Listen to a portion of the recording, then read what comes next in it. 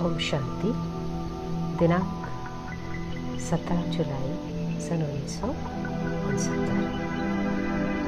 अव्यक्त बाप दादा के मधुबन से उच्चारित मधुर महावाक्य।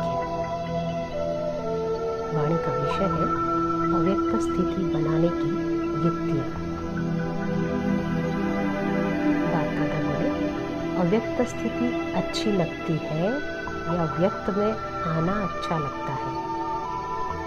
अव्यक्त स्थिति में आवाज है, आवाज से परे रहना चाहते हो?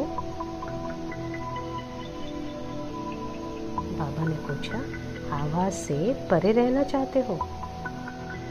जब आप सभी आवाज से परे रहने का प्रयत्न करते हो, अच्छा भी लगता है, तो फिर बाप दादा को व्यक्त में क्यों बुलाते हो? हर वक्त अव्यक्त स्थिति में रहे, उसके लिए क्या पुरुषार्थ करना है? सिर्फ एक अक्षर बताओ, जिस एक अक्षर से अव्यक्त स्थिति रहे। कौन सा एक अक्षर याद रखेंगे जो अव्यक्त स्थिति बन जाए? मनसा, वाचा, कर्मणा तीनों ही व्यक्त में होते अव्यक्त रहे। इसके लिए एक अक्षर बताओ। आत्म अभिमानी बनना। आत्म अभिमानी अर्थात अव्यक्त स्थिति। लेकिन उस स्थिति के लिए याद क्या रखें? पुरुषार्थ क्या करें? धीरे धीरे ऐसी स्थिति सभी की हो जाएगी। जो किसके अंदर में जो बात होगी वह पहले से ही आपको मालूम पड़ेगा। इसलिए प्रैक्टिस करा रहे हैं। जितना जितना अव्यक्त स्थिति में स्थित होंगे, कोई मुख से बोले न बोले, लेकिन उनके अंदर का भाव पहले से ही जान लेंगे। ऐसा समय आएगा, इसलिए यह प्रैक्टिस कराते हैं। तो पहली बात पूछ रहे थे कि एक अक्षर कौन सा याद रखें? फिर बाबा ने कहा, अपने को मेहमान समझना।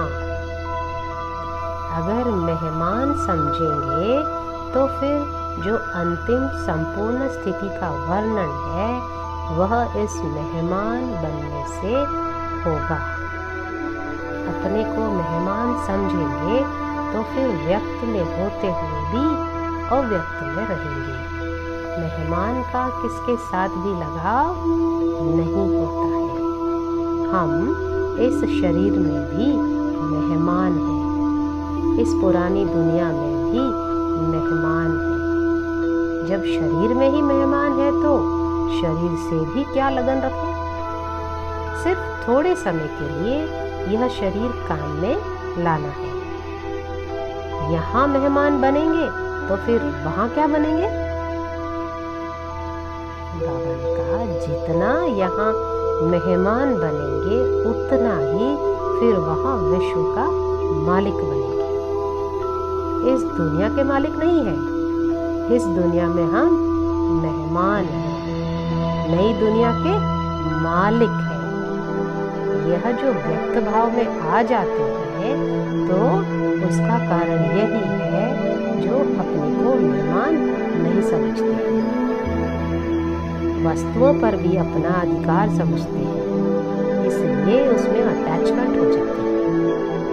अपने को अगर मेहमान समझो तो फिर यह सभी बातें खत्म हो जाए। अपना बैंक बैलेंस भी नोट करना है।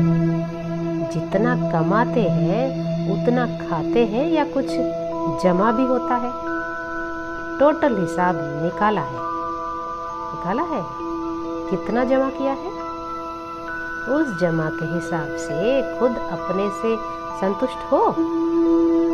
उत्तर आया नहीं। तो जमा करने का और कोई समय रहा हुआ है? कितना समय? बाबा ने कहा समय भी नहीं है, संतुष्ट भी नहीं, तो फिर क्या होगा? अभी सभी को यह खास ध्यान रखना चाहिए, अपना बैलेंस बढ़ाना चाहिए। कम से कम इतना तो होना चाहिए जो खुद संतुष्ट रहे। अपनी कमाई से खुद भी संतुष्ट नहीं रहेंगे तो औरों को क्या कहेंगे? एक एक को इतना जमा करना है।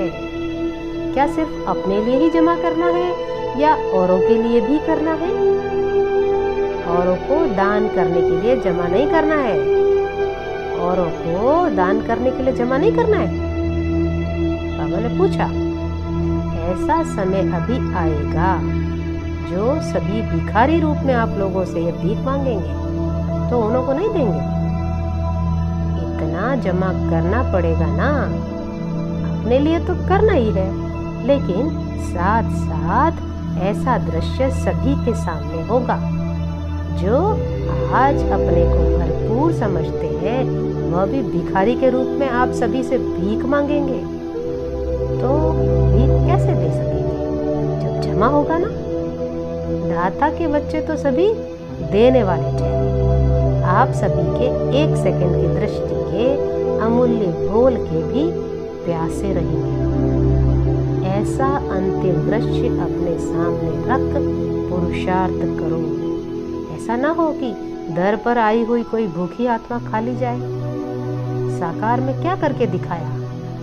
कोई भी आत्मा असंतुष्ट होकर न जाए, भल कैसी भी आत्मा हो, लेकिन संतुष्ट होकर जाए। तो ऐसी बातें सोचनी चाहिए, सिर्फ अपने लिए नहीं। अभी आप रचयिता हो। आपके एक एक रचना के पीछे फिर रचना भी है। माँ बाप को जब तक बच्चे नहीं होते हैं, माँ बाप की कमाई अपने प्रति ही होती है, और जब रचना होती है तो फिर रचना का भी पूरा ध्यान रखना पड़ता है। अब अपने लिए जो कमाई थी वह तो बहुत समय खाया मनाया, लेकिन अब अपनी रचना का भी ध्यान रखना है। आपने अपनी रचना देखी है? बाबा ने पूछा, देखी है? कितनी रचना है? छोटी है व बड़ी है? बाप दादा हर एक की रिजल्ट देखते हैं, उस हिसाब से कह देते हैं। एक एक सितारे की कितनी रचना है? जितनी यहाँ रचना होगी उतना वहाँ बड़ा राज्य होगा। यहाँ कितनी रचना रची है? अपनी रचना देखी है? भविष्य को जानते हो? रचयिता तो सभी है, लेकिन बड़ी रचना की है या छोटी रचना की है? आज तो बड़ी की है। बड़ी रचना के साथ फिर जिम्मेवारियां भी बड़ी है। अच्छा, ओम शांति।